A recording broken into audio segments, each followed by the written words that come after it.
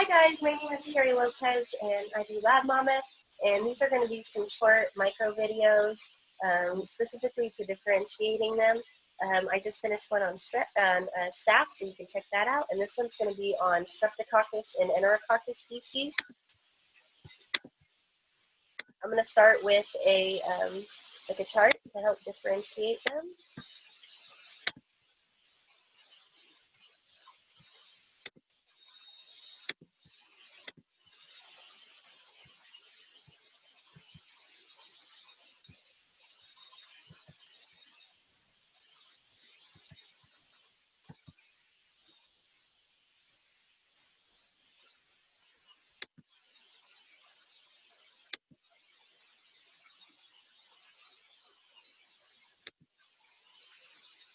This is one I like. And then there's also on my staph video, there's a really nice flow chart for gram-positive cocci.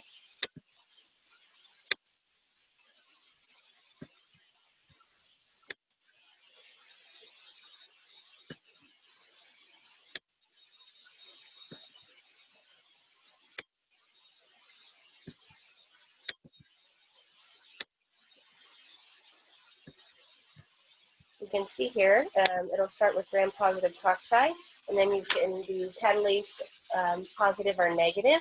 So if it's catalase positive, then it's going to be a staph species or micrococcus, and then catalase negative is going to be strep.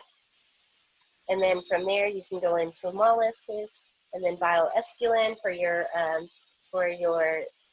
enterococcus and your group B, and then you've got your optochin for Strep Pneumonia, and then you've got your PYR, which is your bactitration disc. So there's all kinds of things, and that's why flowcharts make it so easy.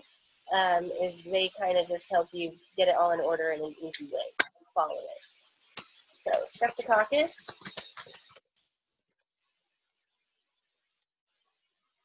The thing I try to keep in mind most about strep is, for whatever way, it just always clicked with me. So strep, cat, neg.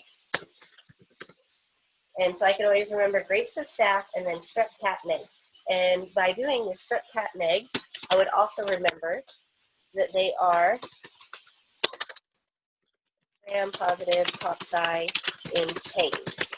So it was like a chain of events. Strep, cat, neg, gram-positive cocci in chains.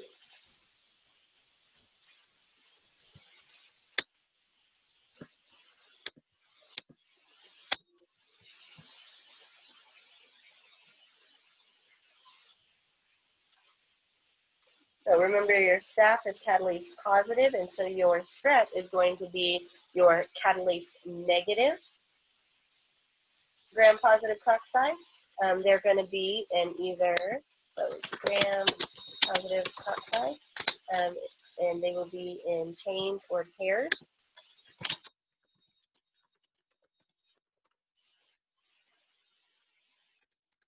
They are all listed by Lancefield Grouping. And this is differentiated by the C carbohydrate.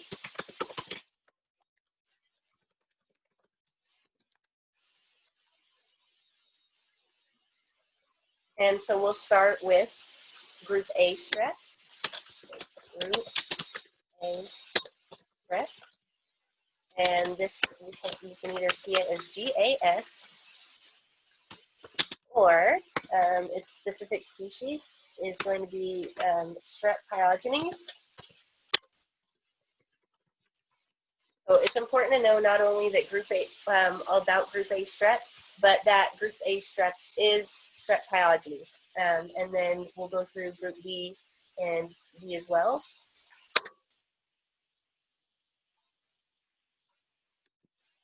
So group A strep, Strep pyogenes.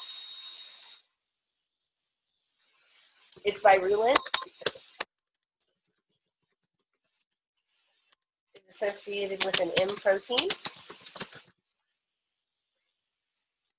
and it's beta hemolytic.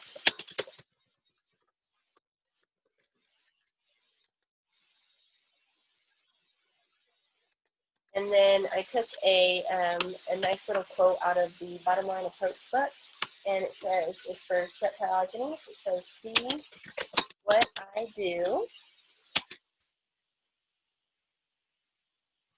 on BAP, destroy sheep RBC. And so that's referring to this beta hemolytic. So beta hemolytic clears out the area. So see what I do on BAP, destroy the sheep RBC for strep pyogenes. They're smaller colonies in staph.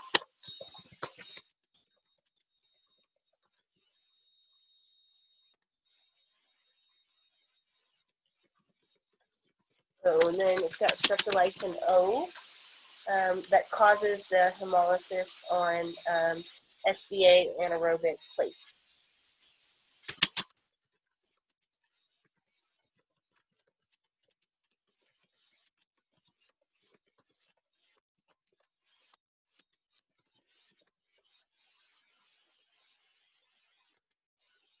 Streptococcus, especially group A strep, is highly susceptible or sensitive to penicillin.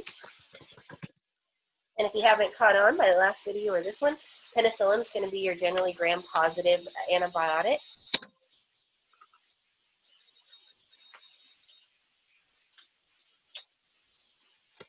Infections. So your main one with strep pyogenes is going to be what you always think of when you hear strep, or anyone else that's not in the lab or something like that, what they think of when they hear strep. It's going to be strep throat, which is also called pharyngitis.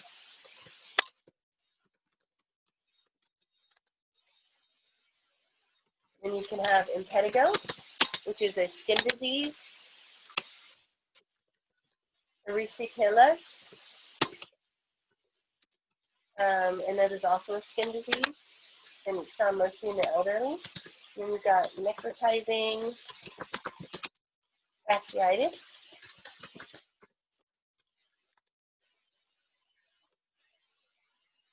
wounds and burns.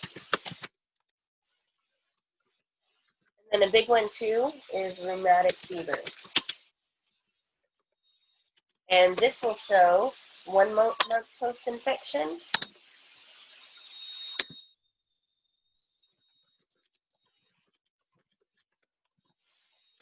And it's an autoimmune disorder.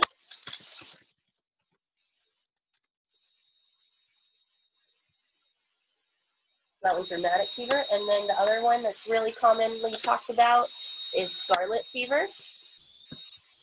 And I'll explain while I put the 1 month post-infection. The next one's scarlet fever. If you're like, man, I cannot remember the difference in these fevers.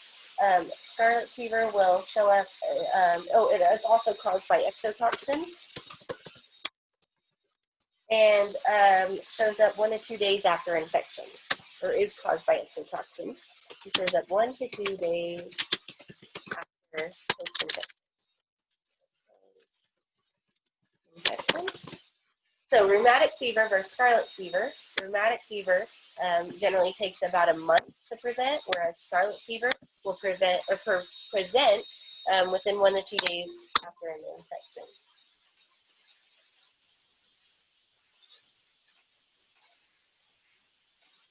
Now, we're going to talk about vaccitrinsin. So, vaccitrinsin, it is our group A strep or strep pyogenes is vaccitrinsin susceptible. And this is differential between strep and enterococcus species. Oops, I don't need it full, I need it highlighted. There's differential.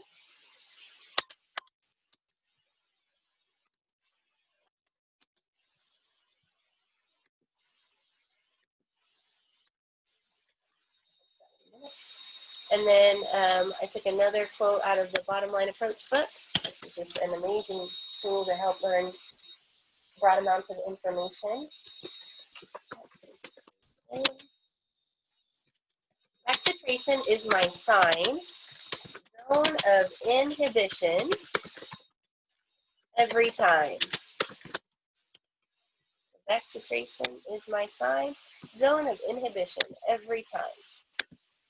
So bacitracin susceptible for strep pyogenes, and so you can remember your S's go together. So strep.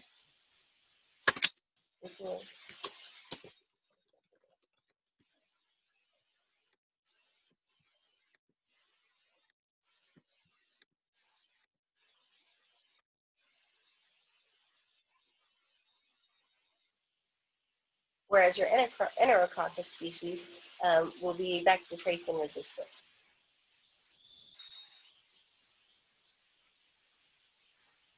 Now we're going to talk about, okay, group B strep is going to be next. Group B strep. And the actual species is Streptococcus.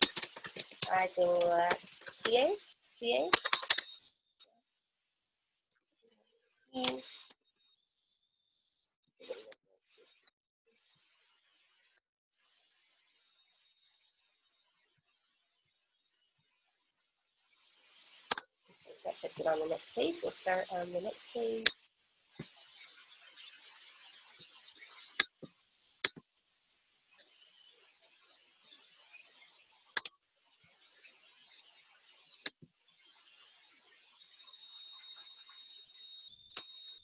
So your group B, Streptococcus, is beta hemolytic.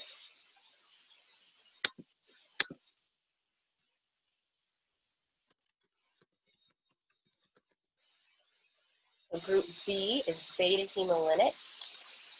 And so if you can remember beta hemo halo.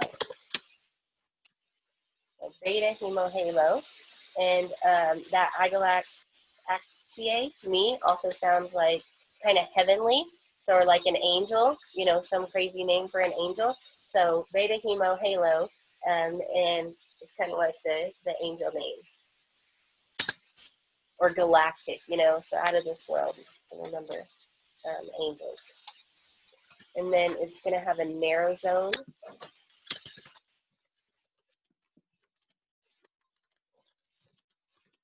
Beta hemolysis.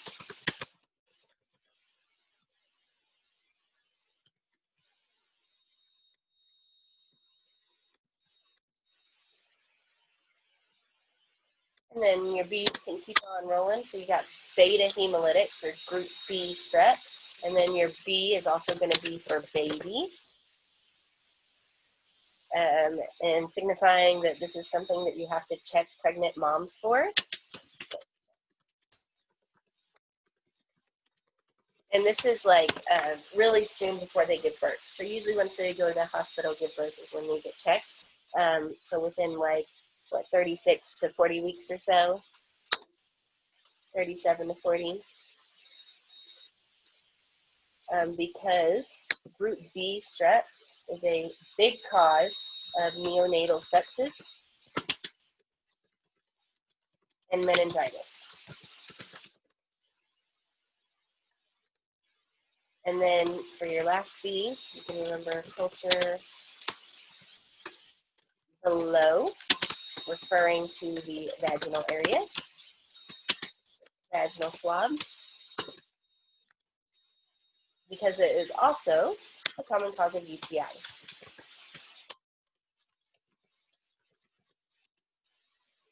So let's go over our B's again. We got group B strep.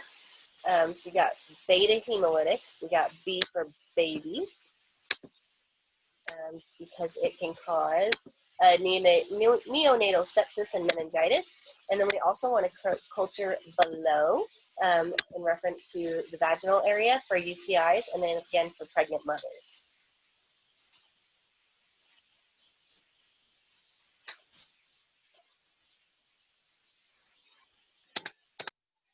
And then we're all about those differential factors, right? So the differential factor for group B strep is your NA ferrate.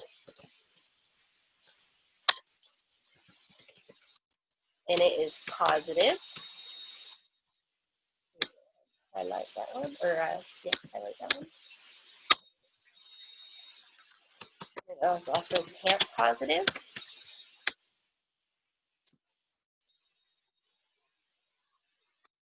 Now on a BAP or a blood agar plate, it's going to look gray, off-white,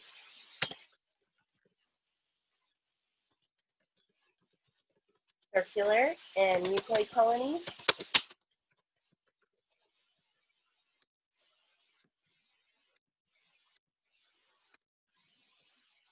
And for your group B strep, it is good to keep the plate for 72 hours.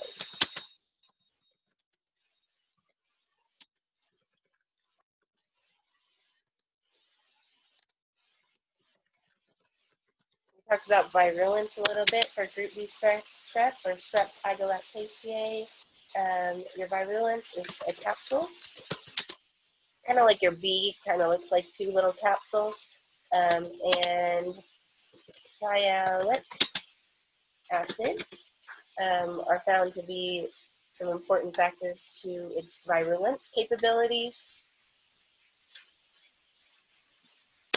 And then Strep B, or Group B Strep, GBS, there is a specific Strep B carrot broth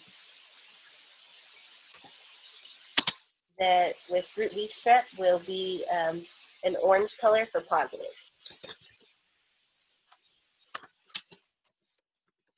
Orange color. After 6-hour incubation.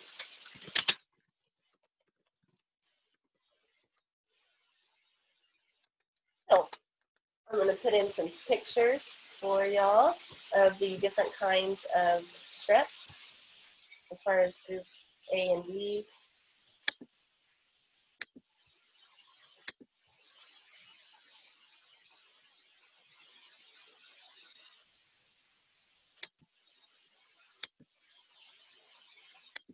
I'm going to put this one in, and then I also going to put this one in.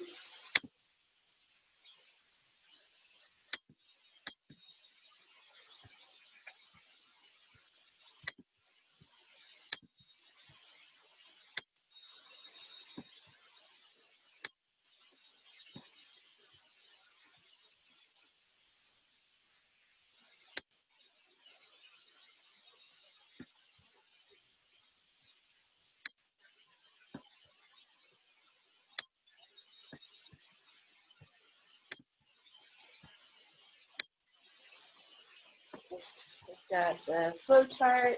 I think flow charts are awesome. And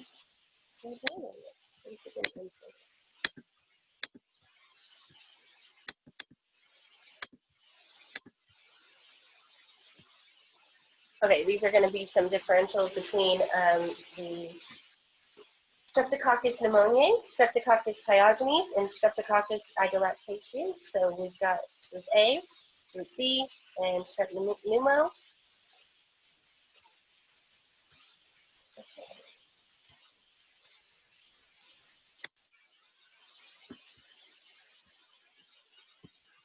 So I put those all here.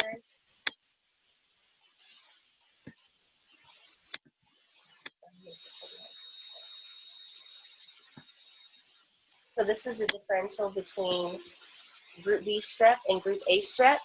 So you'll do you've got catalase negative, gram-positive cocci, then you'll run your back titration. If it's susceptible, it's going to be Group A for Strep pyogenes, and if it's resistant, then you do a CAMP test, and you can tell whether it's Group B or possibly a Group D.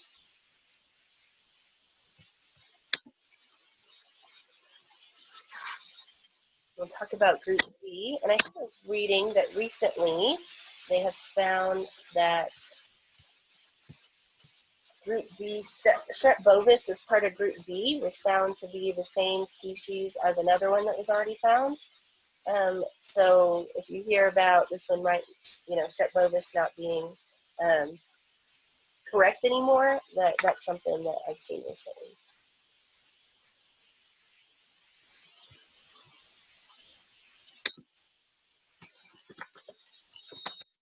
So group B, again, I'll put in here bovis, Scarlet.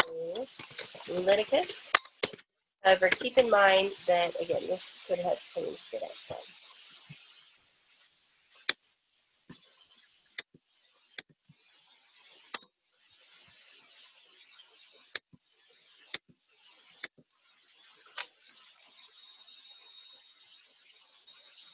So group B is going to have no growth,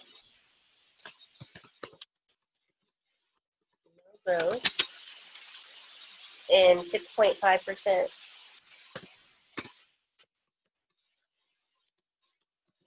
NaCl solution. And I'm going to highlight this because it's a differential factor. Differential.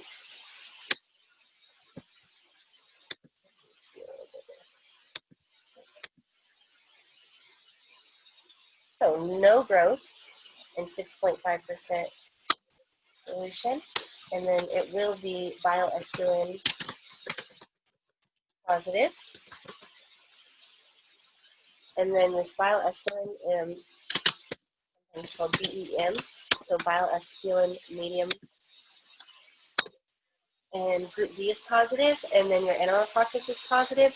So it's the bile esculin is differential for to signify that it's a group D, and then you need to do the 6.5% growth, the NaCl solution to tell whether or not it's a group D strep or a Enterococcus species. PY are negative and is a main cause of endocarditis.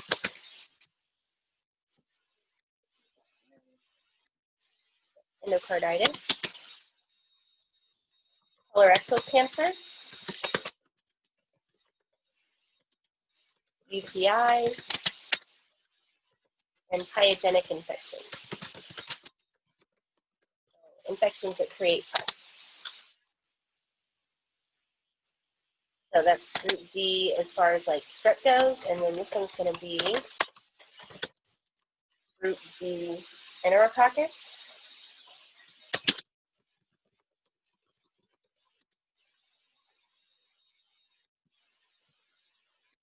You know, I've got pictures.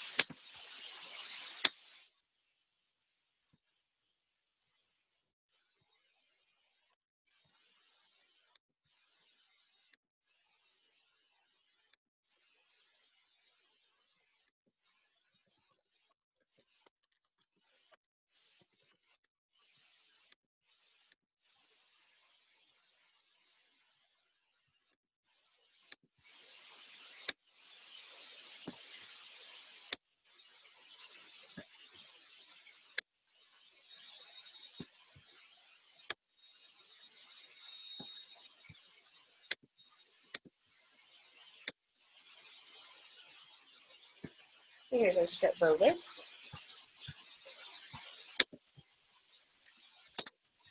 And now our Enterococcus. So we talked about our group D strep and in our group D Enterococcus, both are bile esculin positive.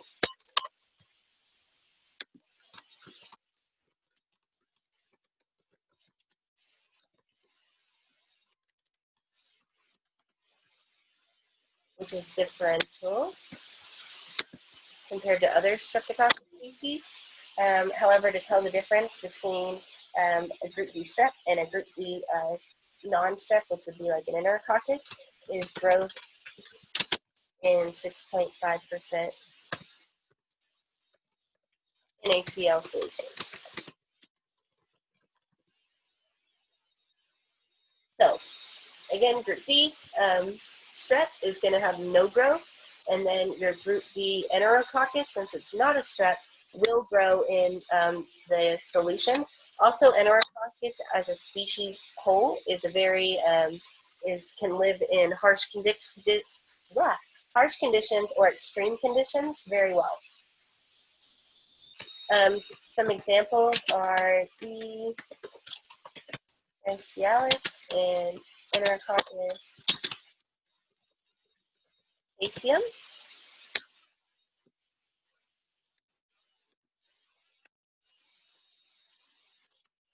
Responsible for UTIs, pyo or pus creating, pyogenic, pus forming infections. And then on a BAP or blood agar plate, they will look like off-white, gray, circular,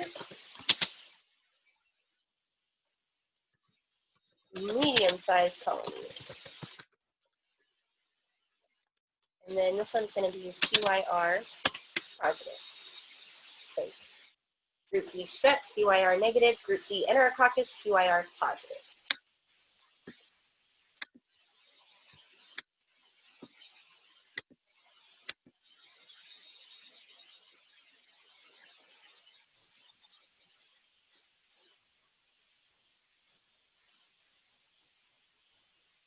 And then I wanted to put a comment here, just an other note, that colonies can be gray, translucent, and gamma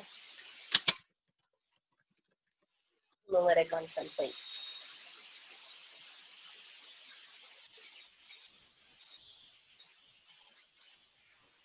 And then for your CNA, I know our staff ones were pretty straightforward and similar as far as a blood agar plate versus CNA plate, but a CNA plate for Enterococcus.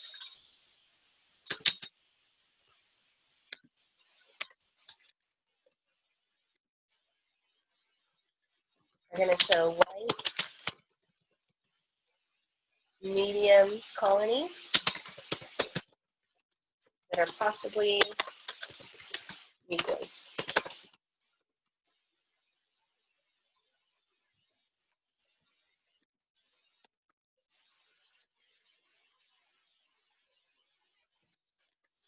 The next one we're going to talk about is Strep Pneumo.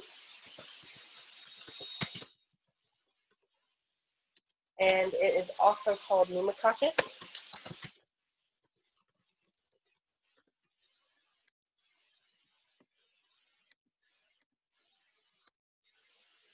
So Strep Pneumo or pneumococcus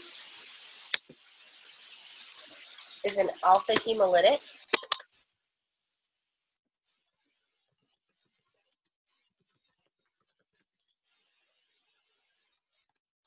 And then there's some really important morphology defining characteristics of Strep Pneumo. One's going to be a crater-like colony. The next one is going to be like a water drop.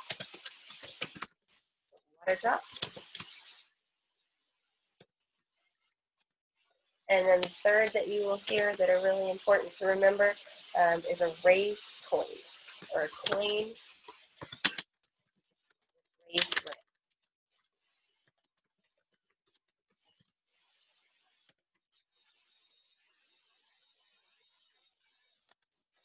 They're going to be lancet-shaped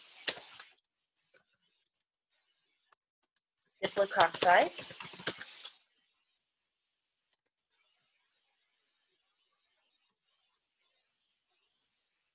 And then the way I always remember it is you want to opt out of pneumonia.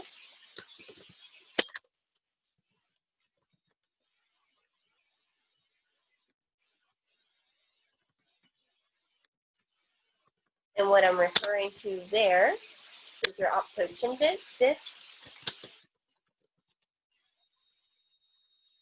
where it is susceptible.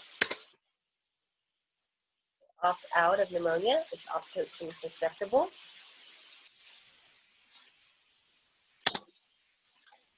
And biosolubility positive.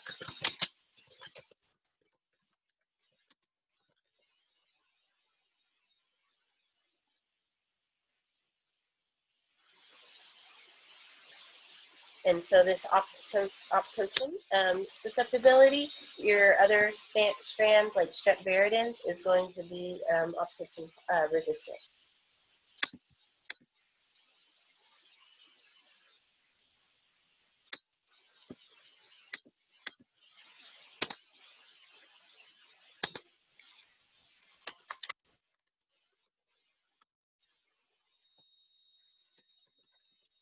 Now, your oxacillin disc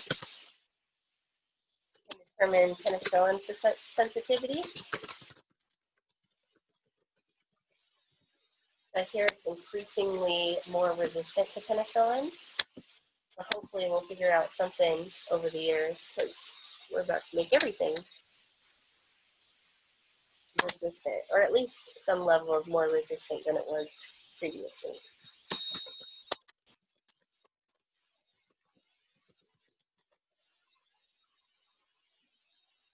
So the virulence is associated with a capsule,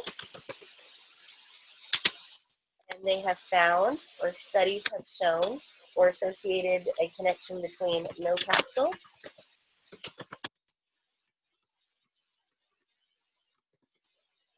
with a non-pathogenic strain.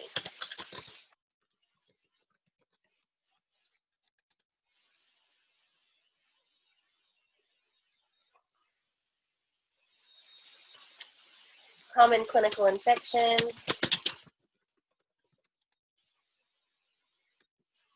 Your number one, obvious one, is going to be pneumonia.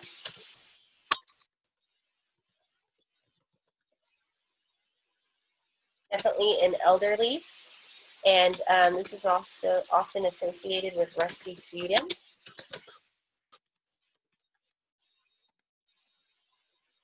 Sinusitis.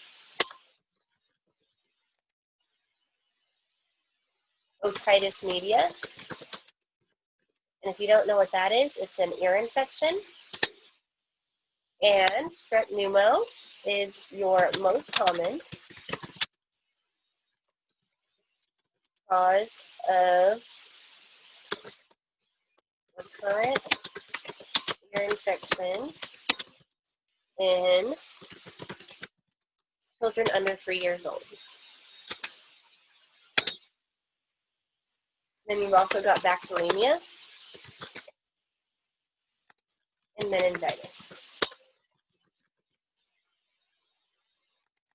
There are vaccines available.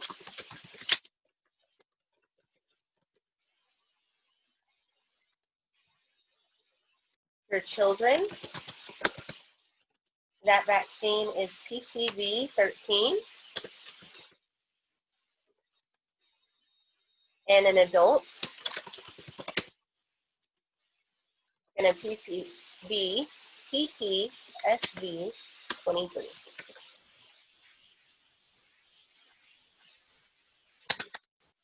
Strep pneumonia has very complex nutritional requirements.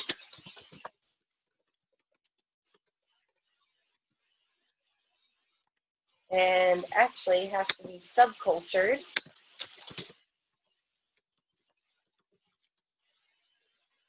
every 1 to 2 days.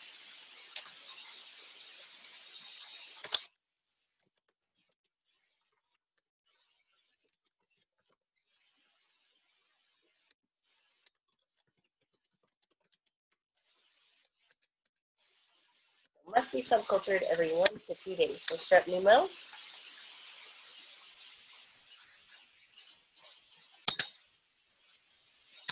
And I was thinking earlier, I didn't give you all a picture of our enterococcus, so let me go ahead and do that.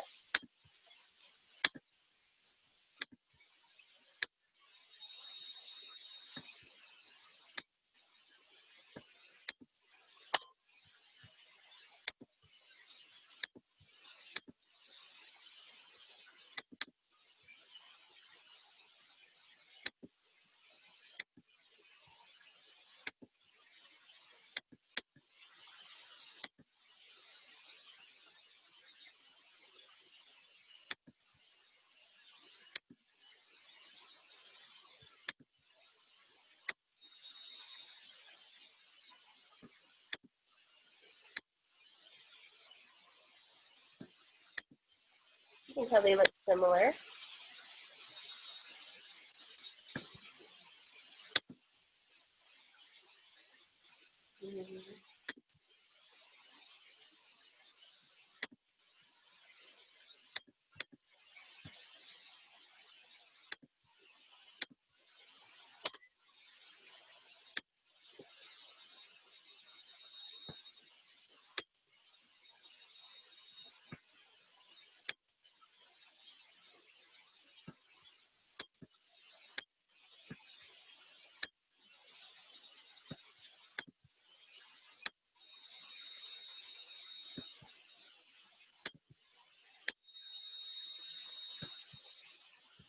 So there's some Enterococcus species, Ephasium and the facialis, and our Strep Pneumoniae.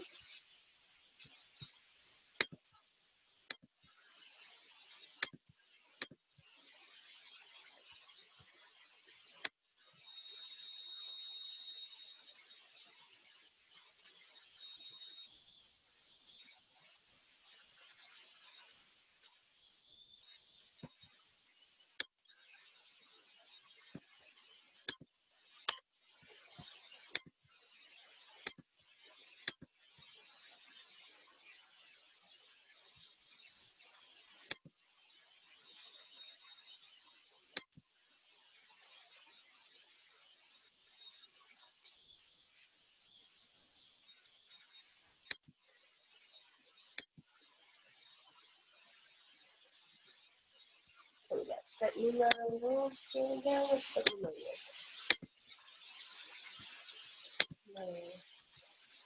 Move this one down a little further.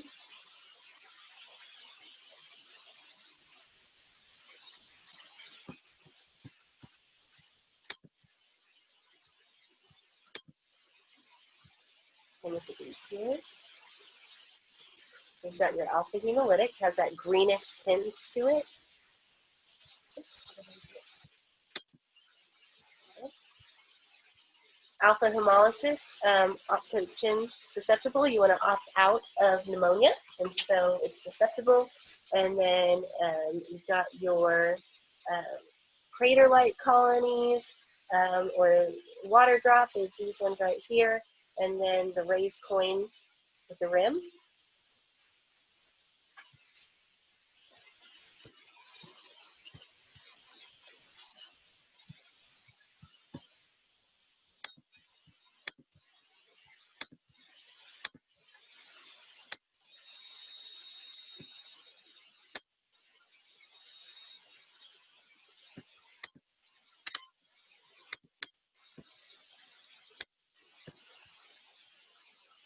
And then here you can just see those very special key features of the morphology of Strep pneumonia a little closer.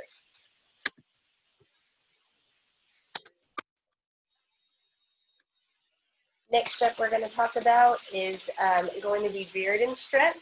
And so I'm going to put in a differential chart for Virulence versus your Strep Pneumo.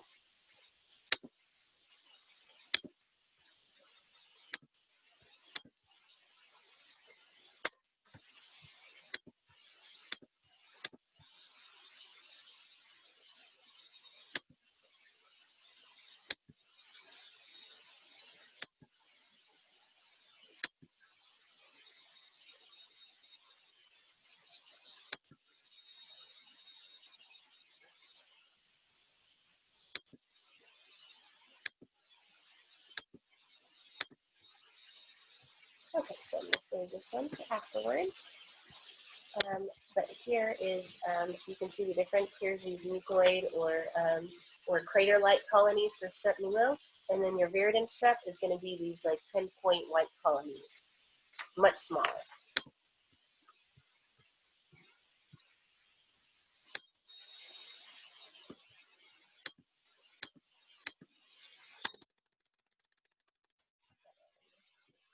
Okay. So Virulence strep.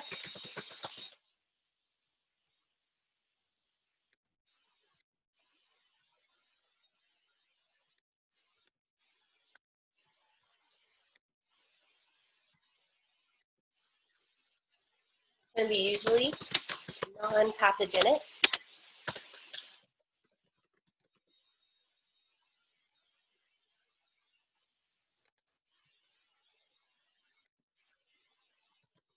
Normal flora of the upper respiratory tract.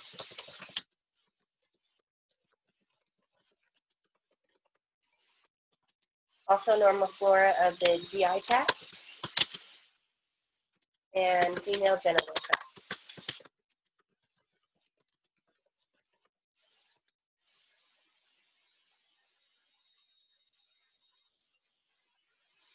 It's an opportunist.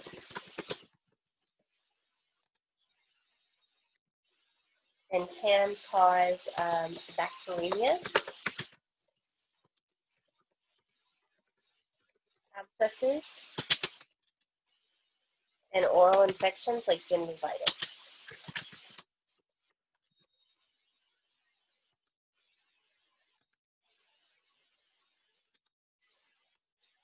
It's going to be PYR negative.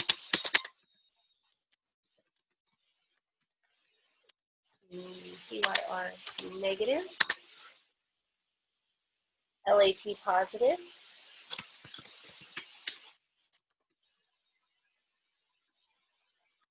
and they're going to be small alpha hemolytic.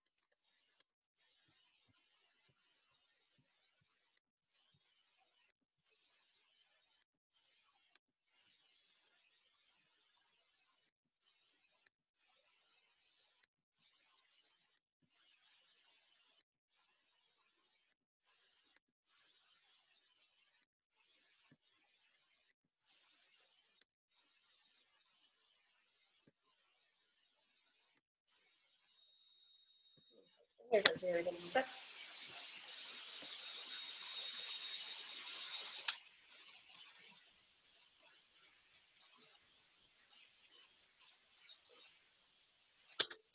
Last thing I want to talk about is we talked about the CAMP a little bit. So CAMP S, and it is for the presumptive ID of group B strep.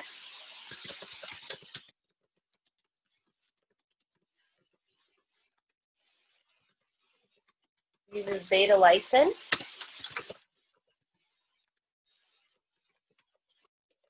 You streak a straight line. Oh, so you streak a straight line of Staph aureus,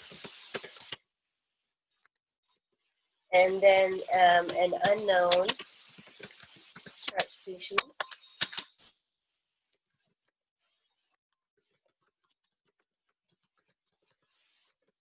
You streak perpendicular to that Staph aureus line, and then a positive will create a classic arrow shape. However, you won't see that arrow shape if you're using a beta lysine disc instead of like your Staph aureus for beta lysine. An example of a positive is going to be your Streptococcus, which is your beta hemolytic halos. Let me get you a nice picture to explain this a little better too.